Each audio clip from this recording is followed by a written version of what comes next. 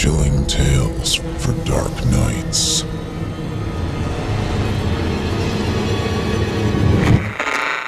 Want to make sure you never miss a Chilling Tales for Dark Nights video again? Be sure to subscribe and hit that bell to turn on notifications.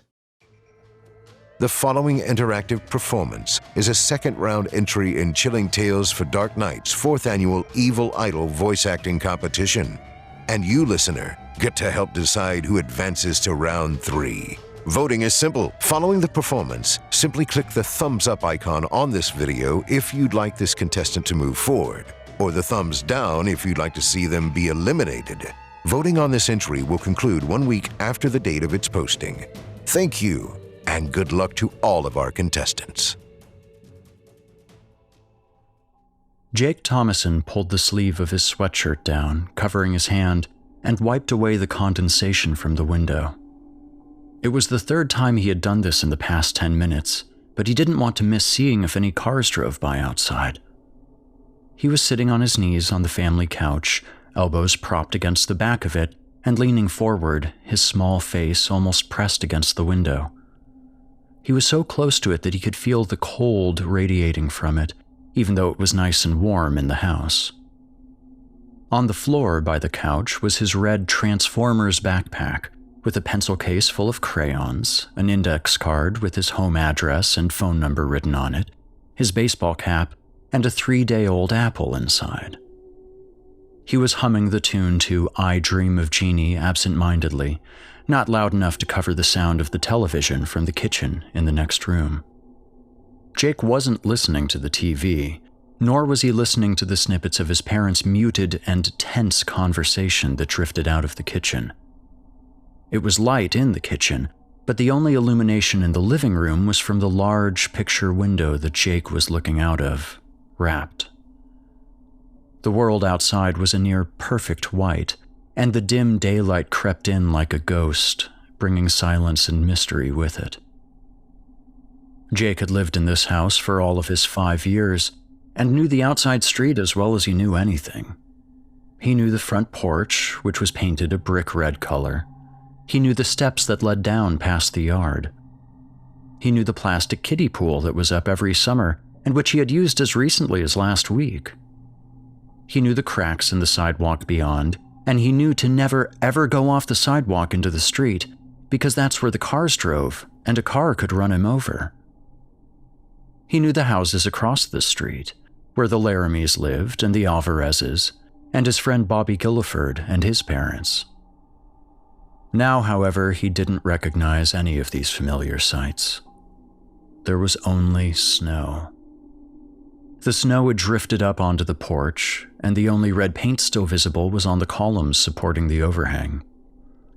The steps, sidewalk, and road were indistinguishable from each other, except for a row of intermittent bulges that marked the parked cars at the edge of the roadway. The pool was just a slight mound on the right side of the area where the lawn used to be. Beyond that, the drifting flurries obliterated everything. Bobby Gilliford could be standing in his front yard across the street playing with his juggling balls, and Jake would never know. In fact, Jake hadn't seen anyone for a day or two now. The snow had started 4 days ago on August 20th, and there were still people driving for the first day and then walking around for a bit longer. But the snow had just kept coming, and eventually Jake stopped seeing anyone outside. That didn't stop him from looking, though. In his mind, he kept expecting to see the splash of headlights come down the street, followed by the bright yellow of the school bus that he'd been waiting for. The bus would stop in front of his house, and he'd run out with his backpack and get on board, seeing all of the other kids huddled up in coats and scarves and gloves. Bobby would be there, and so would a whole bunch of other kids that Jake had never met before. The bus driver would smile at him, and the doors would close, and the bus would take him across town to his first day of school. His first day, which should have been 2 days ago. Jake wasn't too young to realize how strange it was to have snow this close to the end of summer. He had known this on his own, but it was confirmed when he overheard his dad on the phone the day before saying that it was fucking unnatural. Jake's mother had seen Jake listening and told his dad to watch his language, but Jake's dad didn't like that, and they had spent the rest of the day yelling at each other. This wasn't out of the ordinary, not fucking unnatural, Jake thought, but they had seemed more easily angered since the snow had started. Jake didn't have the vocabulary to describe how it was different now, but he was very in tune with his parents' emotional barometers, and he was happy to spend his time sitting in the living room and looking out the window. Except now he was hungry. He knew that he had the apple in his backpack, but he didn't want to eat it. Jake enjoyed apples, but if he ate the one in his backpack, then he wouldn't have one if the school bus happened to come by right then, and he didn't want to go to his first day of school unprepared. Besides, he was finally getting restless after sitting here all day. He turned around on his knees and shuffled off of the couch to make his way to the kitchen. As he walked through the doorway, he saw his parents sitting at the small, round table, watching the news on the portable black and white television that had permanent residence on the counter. His mom had a lit cigarette in her hand, forgotten, and his dad was holding a half-empty bottle of beer. There was an empty glass on the table near his mom. Neither were looking at him. "Mom, I'm hungry," Jake said, and both of his parents jumped a little, startled. A small splash of beer spilled out of the bottle in his dad's hand, wetting his blue jeans. "Shit," his dad muttered and pushed back from the table, glowering briefly at Jake. "What are you doing creeping around?" "I just want something to eat. The bus isn't here yet." "The bus isn't going to..." his dad started, but then stopped. He looked at Jake for a moment, his expression irritated, and then softened a little. "Your mom will make you something to eat. I gotta go change my pants." He glanced at Jake's mom and then turned and went out of the small kitchen. Both Jake and his mom looked after him for a moment as he walked down the hall towards the back of the house. "How's a peanut butter sandwich sound, kid?" Jake turned to his mom and then looked at the clock hanging on the wall. He wasn't very good at telling time yet, but he knew that it was later than lunchtime. "Isn't it time for dinner?" he asked. Jake's mom appeared startled as she followed his gaze to the clock.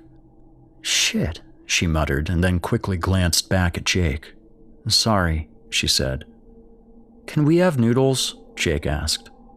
His mother took a drag off her cigarette and then ground it out in the ashtray on the table. "Sure, Jake," she said, walking over to the cabinet. Jake turned his attention to the television, but caught his mom say, "Not too much left besides noodles anyway," under her breath. The man on the news was sitting in a studio, talking about the snow. The news was boring to Jake, but he sat down in his dad's chair, rested his chin in his hands, elbows propped on the table, and waited for his mom to cook dinner. Jake sat in the living room, wrapped in a blanket and slumped down with his chin resting on the back of the couch. His backpack was still on the floor where it had been the day prior. He was looking out the window again. The snow was higher now, piled up to the point that he could see a few inches of it above the bottom edge of the glass. The bumps that represented the parked cars were still visible, but harder to make out now.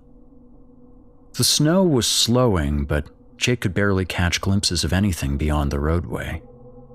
He could see a little bit of the houses across the street, but didn't see any lights, so their power must be out too. When Jake had woken up early that morning, the house was cold and dark. The electricity had gone out sometime during the night. He had gotten out of bed and walked groggily to his parents' room. The door was open and they were still asleep. He crawled into bed with them and must have drifted off again because it was suddenly later and they were gone. He could hear them yelling at each other in the kitchen. It was bad. Jake usually went outside when it was like this, but he couldn't go outside now. He turned over in their bed and pulled the covers up, trying to block out the sound. "Well, what the fuck do you expect me to do, Linda? I can't go out there and the phone isn't working." "I don't know, but we have to do something. We've only got food for a few more days." "Yeah, because that's what you really want me to go get for you." "How dare you? You're the only one allowed to have a drink in the evening. Or the morning, or the afternoon." God, you are such an asshole. We are running out of food, Jim. The snow isn't stopping and we don't have much left to eat. But now the snow was stopping, and Jake sat on the couch and watched the last of it as it drifted down from the blank sky. He was still looking for the school bus, but it was more out of habit than anything at this point. There were no tire tracks on the road, no footsteps or animal tracks either. Just an unblemished white that was as high as he was tall. Besides the dwindling snowflakes, there was no movement outside, no sound, no nothing. Jake desperately wanted to go to school. It wasn't just the thought of new friends and an exciting new place, but it was a chance to have something be different. In all of the shows, classes started on time and the teachers kept things in order and things just made sense.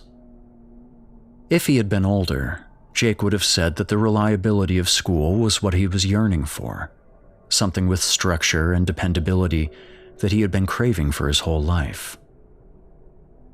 Inside the house, there were occasional sounds coming out of the kitchen, something like a drinking glass on wood. That meant his mother was in there, but he didn't know where his father was. Probably in the bedroom. Jake pulled the blanket tighter around himself, shivering a little, and continued to stare out through the window.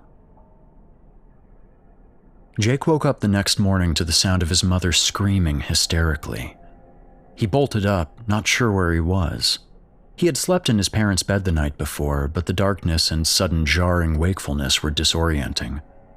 He jumped out of bed and almost tilted over, still not fully awake. He barely registered how cold it was in the house. His mother wouldn't stop screaming, and he could now hear his dad trying to get her to be quiet. "You're going to wake him up, now shut up!" Jake ran out of the bedroom, knocking his shoulder against the door jamb in the process. The screaming was coming from the living room, and he found his parents there. His dad was holding his mom in a tight hug, restraining her as she was desperately trying to escape his embrace. He was wearing his denim jacket, and his mom was wearing what looked like 2 pairs of pajamas. They were in the center of the room, but she kept turning her head back towards the picture window as his dad tried to keep her from looking out. He was making shushing noises and telling her not to wake Jake up. "What's going on?" Jake asked. His dad turned to him, and in his distraction, Jake's mom twisted out of his grasp and flew towards the window. She leaned over the back of the couch, staring desperately outside. Jake had a moment to think that she was exactly where he had been a few days before, and then his mom started yelling again. "Jesus Christ, do you see it? Do you see it? Do you? Linda! Jake is here!" his dad bellowed, and Jake's mom stopped, flinching. Jake stood in the doorway, looking at his parents, and started to cry a little. "What's happening? What's wrong?" "Christ, now I have to deal with this too," his dad said, but his mother had apparently sobered a little, and she came over to comfort Jake. "It's okay, sweetie," she said, trembling slightly as she knelt down and hugged him. Jake was crying openly now, scared and cold. "It's okay, Jakey. Mommy and Daddy are just really wanting the snow to go away." "What did you see outside?" Jake asked between sobs. "Nothing, baby, nothing," his mother said, but Jake felt her head lift from where it had been against him, and he knew that she was looking at his father. "Jim," she said. "What?" he replied, frustrated. Jake felt his mother sigh deeply against him, and then she picked him up. "How about we all go into the kitchen and have some breakfast? How's some cereal sound, Jake?" Jake kept crying but managed to nod his head. She carried him into the kitchen and put him down in a chair at the table. When his father entered a few moments later, his mom went over and the two whispered together. Jake was still crying but thought he heard her say, "Don't let him look out the window." After a breakfast of cereal, with no milk, they spent the day in the kitchen, playing cards and layering on clothing to try to stay warm. Jake would have enjoyed it if his parents hadn't kept glancing out towards the living room, obviously distracted. Sometime later, before it got dark, they both had a drink, and then another, and more after that, until everything was gone. Then they started arguing, and Jake left the kitchen for his bedroom, where he lay in his bed and listened to them yell at each other. After a while, he slept. Jake awoke in the night, hungry and needing to use the bathroom. He walked past his parents' room on the way to the toilet and saw his dad asleep in their bed, still wearing his day clothes. His mom wasn't there. Jake went into the kitchen, where he saw his mother slumped in a chair, leaning on top of the table, lightly snoring. Jake stood there for a moment, feeling a multitude of emotions that he didn't know how to process, and quietly started to cry again. Still crying, he walked to the bathroom and went pee, and then started back to his bedroom. Halfway there, he stopped, listening to the silence of the house and the world outside. It was cold, very cold now, and he wanted to get back into bed, but there was something else he had to do first. He was done crying, but his nose was still running, and he wiped it with his sleeve as he turned around and started towards the living room. He was walking stealthily now. Neither of his parents had woken when he was moving around the house a few minutes earlier, but now that he was doing something that he knew he wasn't supposed to, he was scared that one of them would wake up and be angry. Making his parents angry was at the very top of Jake's list of things that he didn't want to have happen. He crept back down the hall, passing the open door to the bedroom and entering the kitchen. His socks had been silent on the carpet of the hallway, but some of the floorboards in the kitchen creaked from time to time, and he was careful to step very lightly. Even so, his mother shifted in her chair as he walked past, and Jake jumped a little. When she settled back, he went the rest of the way through the kitchen and into the living room. It was very dark, but the snow outside seemed to cast a faint light into the room. Jake walked slowly to the couch. The snow had stopped the day before, but was still piled high enough that he couldn't see across it while standing on the floor. He climbed up onto the couch and stood up, pressing his hands against the cold glass and looking out across the yard and towards the houses across the street. There were still no lights on in them. There was no movement of any kind. What had made his mom so upset? Jake looked around for a minute, not seeing anything. He was turning to get off the couch and go back to bed when something caught his eye. It was on top of the snow, just at the edge of the window and to the side. Jake hadn't seen it at first because he had been looking past the snow, not at it. Jake stood there motionless, his heart speeding up and his eyes wide. He was shivering now, but not just from the cold. He was aware that he needed to not make any noise, or he would wake up his parents, but he was starting to breathe heavily and knew that he wouldn't be able to stay quiet for much longer. He stumbled off the couch and ran as silently as he could back to his room. He jumped into bed, pulled the covers up as high as they would go, and started to sob into his blankets. He stayed that way for over an hour until fear, hunger, and anxiety exhausted him, and he drifted into an uneasy sleep, dreaming of the 4 clawed footprints that led up to the front window and then away from it, and the small puddle of frozen blood that was pooled against the glass. The next 2 days passed without incident. His parents fought. There wasn't any food left. Jake tried to fit himself into the unseen cracks of their new life. Jake woke up to a smell that he wasn't expecting. Bacon. He stumbled out of bed and walked, bleary-eyed, into the kitchen. His mom was at the counter, cooking on a small propane camping stove.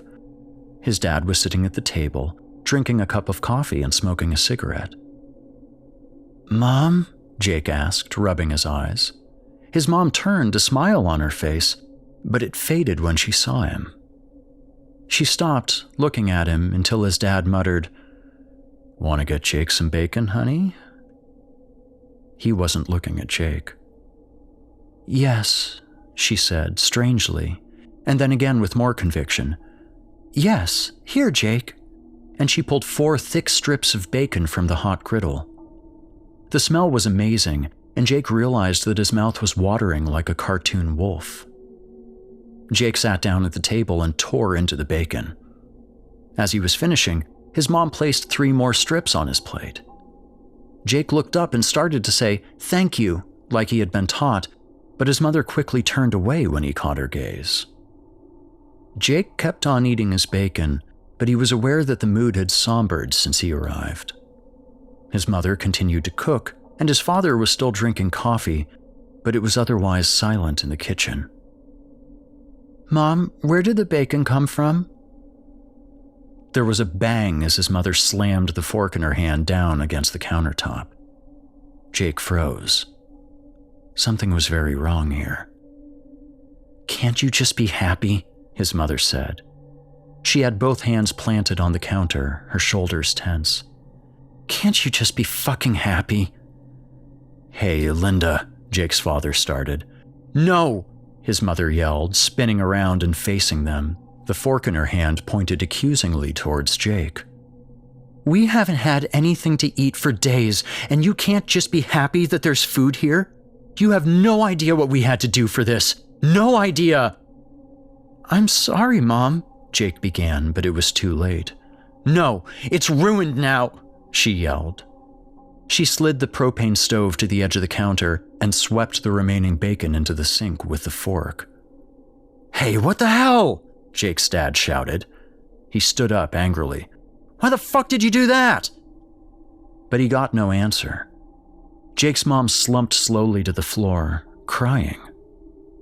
His dad stood where he was for a moment and then said, "Fuck this." He looked at Jake and started to turn to go, but then stopped. "You did this to her," he said, looking back over his shoulder, and then something that confused Jake further. "I'm not even sorry, you know that? Not sorry a bit." And he stomped down the hall, slamming the bedroom door behind him. Jake sat, stunned and terrified. His mom huddled on the floor by the sink, sobbing loudly. After a minute, Jake grabbed the remaining bacon from his plate and walked slowly into the living room. He sat on the couch and chewed, numbly, until the food was gone. When he was done, he curled up on the couch and looked out the window at the silent world beyond. After a while, he started crying himself.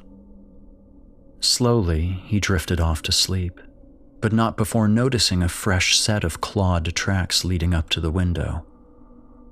There was no set of retreating prints this time. "Jakey, wake up." Jake shifted on the couch, where he was curled into a small ball.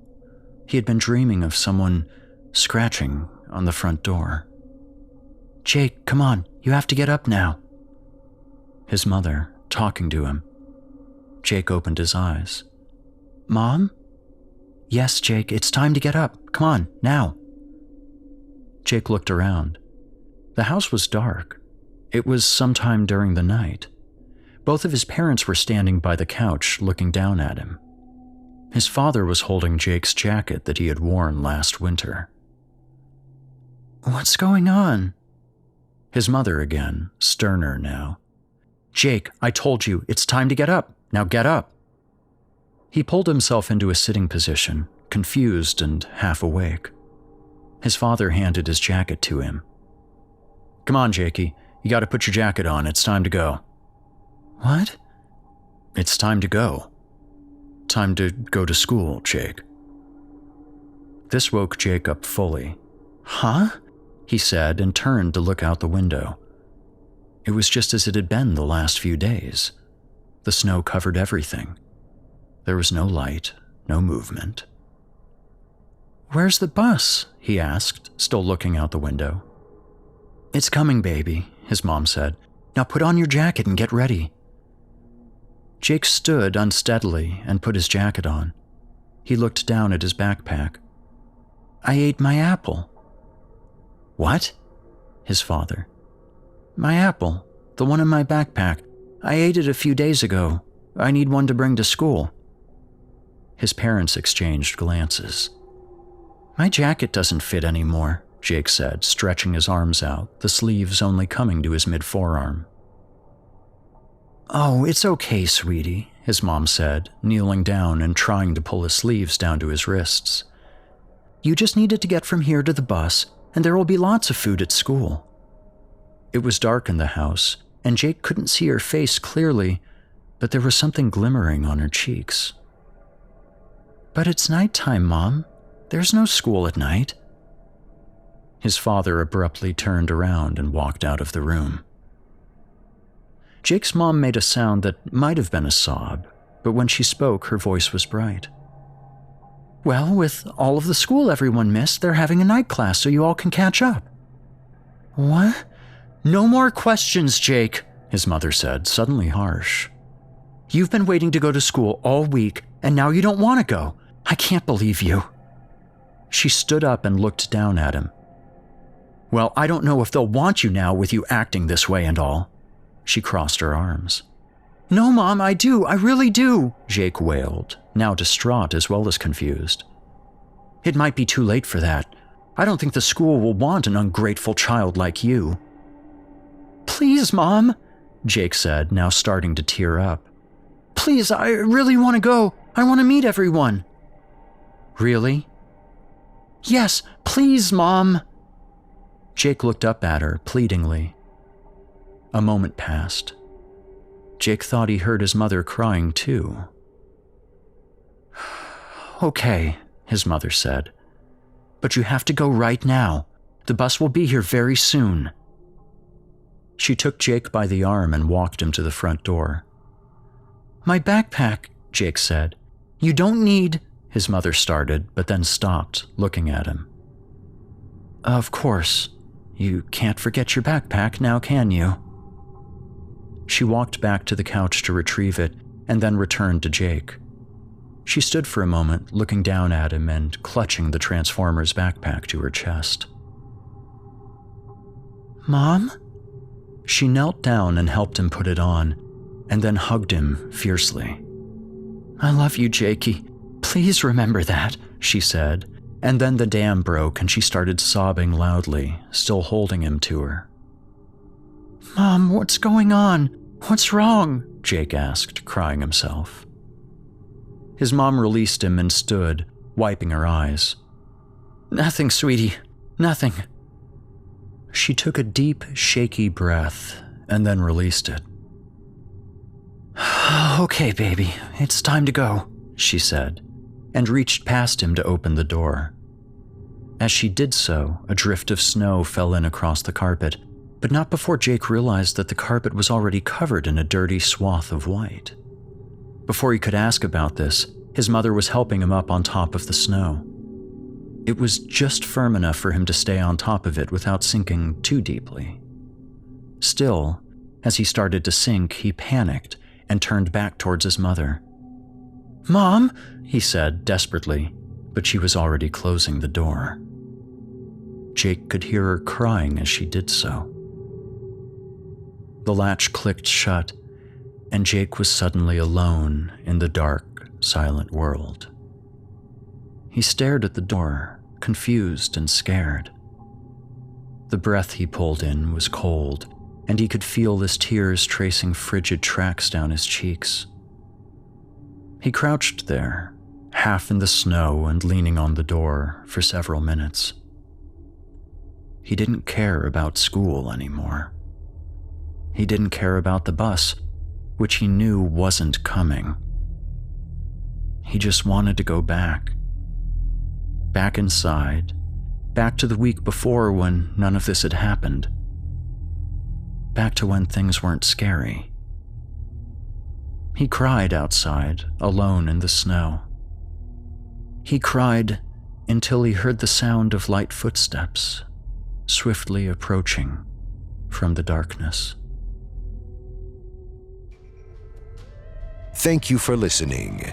I'm your host, Steve Taylor, reminding you that if you haven't already, don't forget to cast your vote for this contestant via either a thumbs up or a thumbs down vote. New entries will be posted throughout the month. Be sure to tune in and vote for each of them and help decide who becomes the next evil idol.